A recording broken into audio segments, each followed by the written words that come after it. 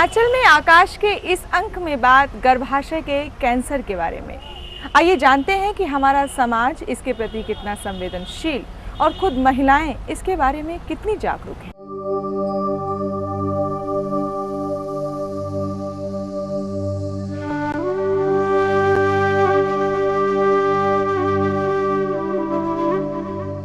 तो पहली बात तो इस चीज़ के बारे में अधिकतर किसी को नॉलेज नहीं है। आखिर सारी बातें पता चल जाए ना तो एक दूसरे को पता चले, उनको शर्म आती है, बात ही नहीं करना चाहते हैं। वो तो बस यही जानती है कि हाँ हमें सफ़ेद पानी आता है, और मैं खुद भी यही समझती हूँ, मुझे कुछ ज़्यादा इस बारे में नहीं पता है।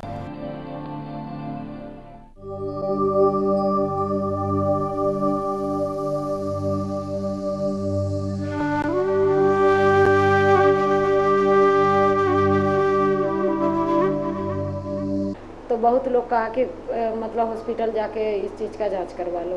तो मैं उनसे पूछे कि हॉस्पिटल में जांच होती है, तो बोले हाँ। सवाल तो उठा लेकिन कि आखिर ऐसा पानी क्यों गिरते हैं। जैसे मासी होते हैं तो ब्लड आती है, लेकिन इसमें सिर्फ पानी गिरती है।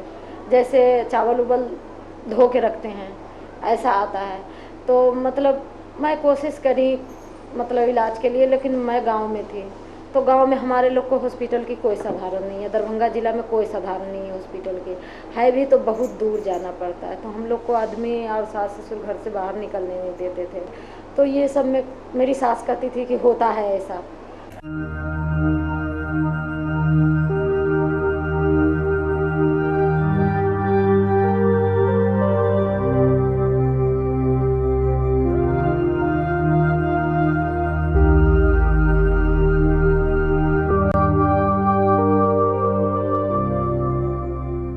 मैं तो ये सोचती हूँ, मतलब जैसे बहुत सी औरतों से मैंने सुना है कि मुझे ये प्रॉब्लम रहती है और बहुतों की बच्चेदानी भी निकाली जा चुकी है। मैं ये सोचती हूँ कि कहीं मुझे भी ऐसी बीमारी तो कुछ अंदर नहीं है, मैं ठीक होना चाहती हूँ। मैं सोचती हूँ कहीं कैंसर तो नहीं बन गया या कुछ भी परेशानी तो नहीं है।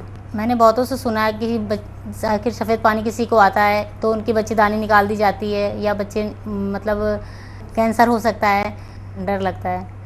हमारी जेठानी है, उनकी निकाली गई है भी, और अम्बेडकर हॉस्पिटल में उनकी बच्चेदानी निकाली गई है। अब तो वो बहुत परेशान रहती हैं, कहीं दर्द रहता है, कभी कुछ हमेशा बीमार बनी रहती हैं।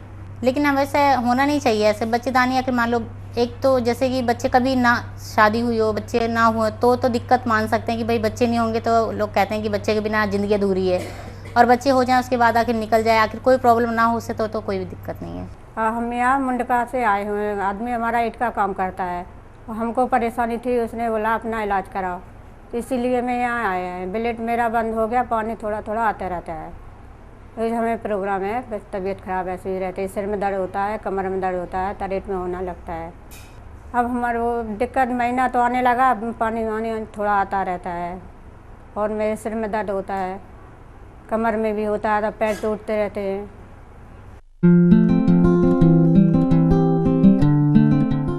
मेरे को 6-7 महीने पहले मतलब आदमी से बात करते टाइम खून आने लग गया। उसके बाद में फिर मेरे को 10-15 दिन में महीना शुरू हो गया। महीने में 2-2 बार 3-3 बार महीना आने लग गया, जिससे मैं काफ़ी परेशान हो गई। उसके बाद में मैंने सोचा कि ये एक ऐसी बीमारी मतलब शुरू होगी जिसको मैं मतलब सहन नहीं कर पाई। फिर मैंने अच्छा समझा कि मैं डॉक्टर के पास जाके चेक करवा लूँ।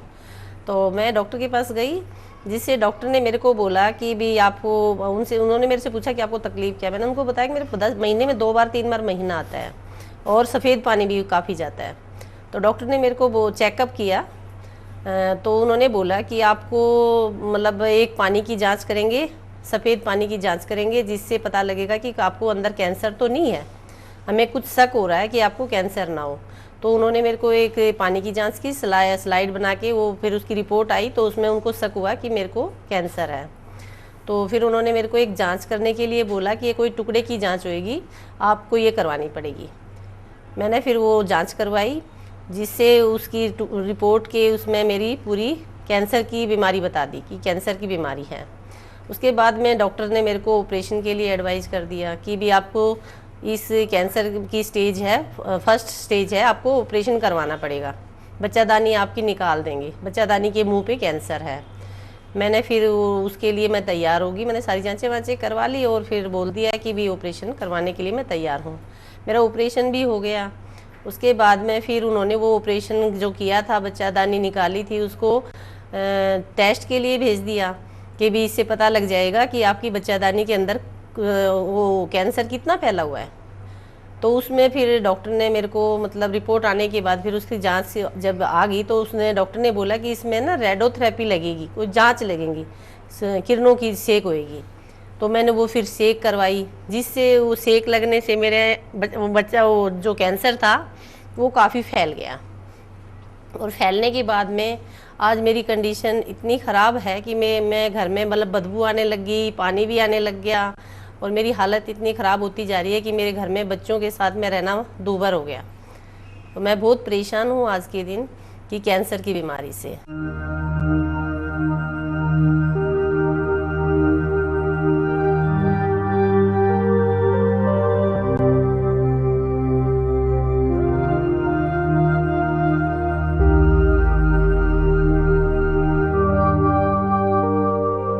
ये बच्चेदानी का पोर्शन है, ये ट्यूब है, ये ओवरी है, ये यूट्रस का मुंह है जिसको कि सर्विक्स कहते हैं, ये सर्विक्स है,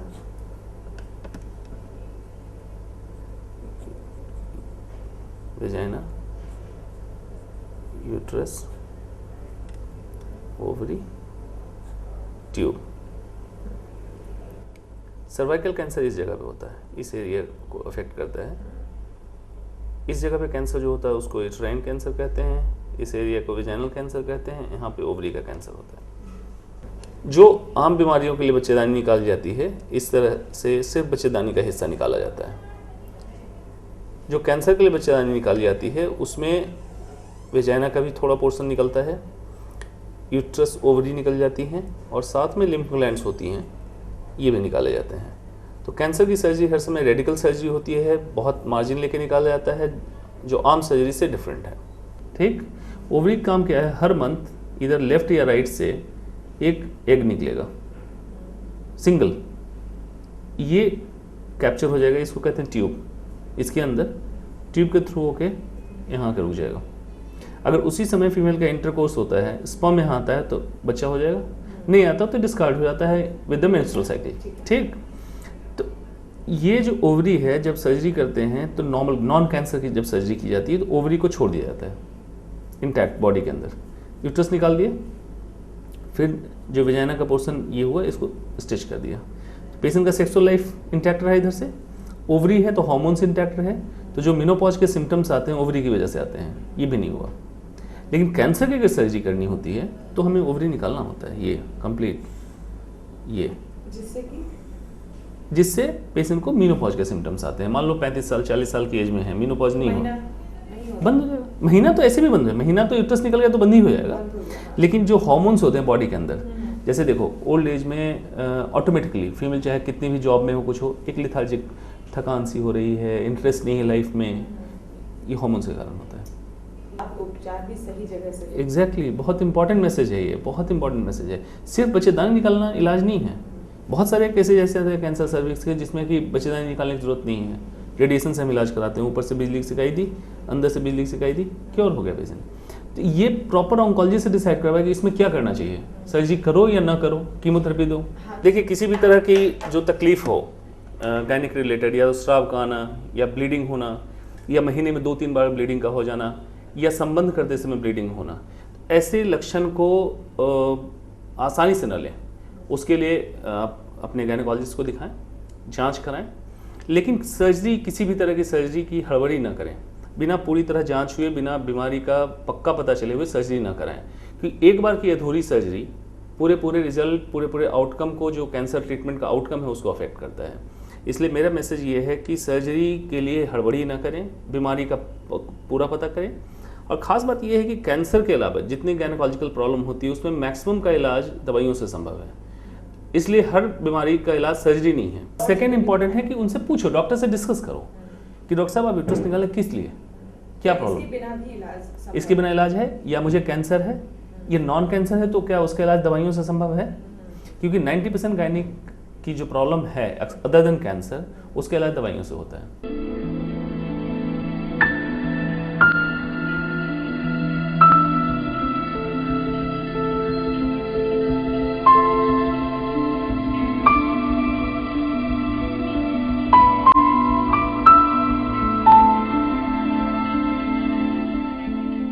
कैंसर में हर पेशेंट में कारण होना ज़रूरी नहीं होता है, लेकिन जितनी अभी तक की रिसर्च है उसके मुताबिक एक ह्यूमन पैपिलोमा वायरस होता है जिसके कुछ पर्टिकुलर स्ट्रेन्स होते हैं HPV के, HPV 16, 18, 31, 33।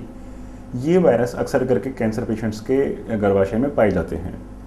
और जो अभी तक का शोध है, अभी तक की जो रिसर्च है, उससे यही पता चला है कि ये ह्यूमन पैपिलोमा वायरस ये करीब आधे पेशेंट्स में कैंसर का कारण है। इसके अलावा हमें जो नेचुरल हिस्ट्री है पेशेंट्स की, उससे ये पता चला है कि कुछ और भी फैक्टर्स हैं, हाई रिस्क फैक्टर्स हैं जो कैंसर सर्विक्स का इंसिडेंस बढ़ाते हैं। ये जो मैं आपको CT स्कैन दिखा रहा हूँ, ये एक कैंसर पीड़ित महिला का CT स्कैन है।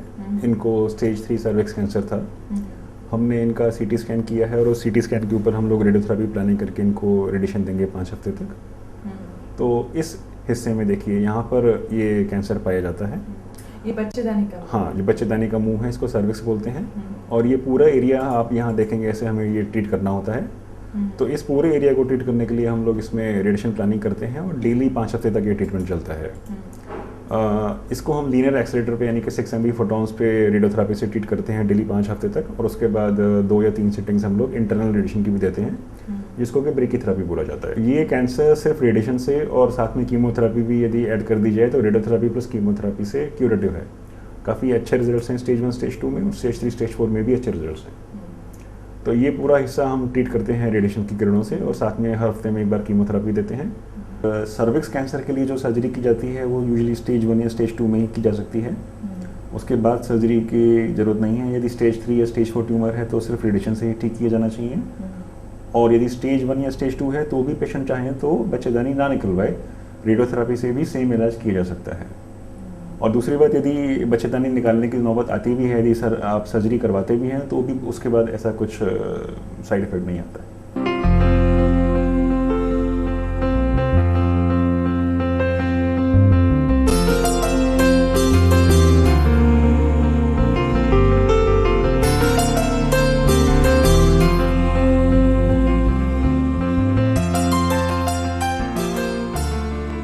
कैंसर से सबसे इम्पॉर्टेंट है कि डरना नहीं है।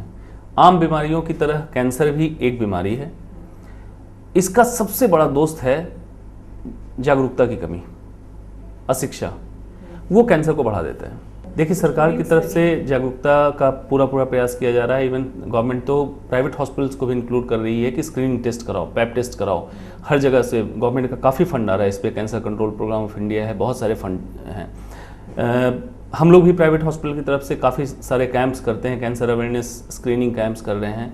ये सब ठीक है, लेकिन पहले जनता की जागरूकता की जरूरत है। एक्सेप्ट करना चालू करें कि ठीक है, स्क्रीनिंग से ऐसा नहीं। कभी कभी ये भी बात मुझे सुनने को मिलता है, डॉक्टर साहब कहीं जांच कराएं, उसमें कैंसर पता चल गया, अच्छा है कि पता ही नहीं चल रहा है।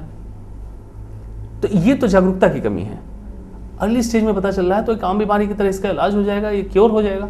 इसकी जागरूकता, इसमें आप लोगों की सपोर्ट की, आप लोगों के सहयोग की बहुत ज़रूरत है। कि मीडिया, आजकल सभी लोग टीवी देखते हैं, पेपर पढ़ते हैं, रेडियो सुनते हैं, तो आप लोगों की सपोर्ट की बहुत ज़रूरत है। आप लोगों का पहुँचाया हुआ मैसेज गाँव तक पहुँचता है और लोग इसको बहुत फॉलो करते हैं। उनको शर्म आती है, बात ही नहीं करना चाहते हैं। मैं तो ठीक होना चाहती हूँ बस, और दुनिया की सारी औरतें ठीक हो जाएं। मैं तो कहती हूँ इस बीमारी से। बच्चेदानी के मुंह के कैंसर को इतनी करीबी से कवर करने के बाद हमें ये एहसास हुआ कि समाज की सोच आज भी महिलाओं के प्रति बेहद पिछड़ी हुई है।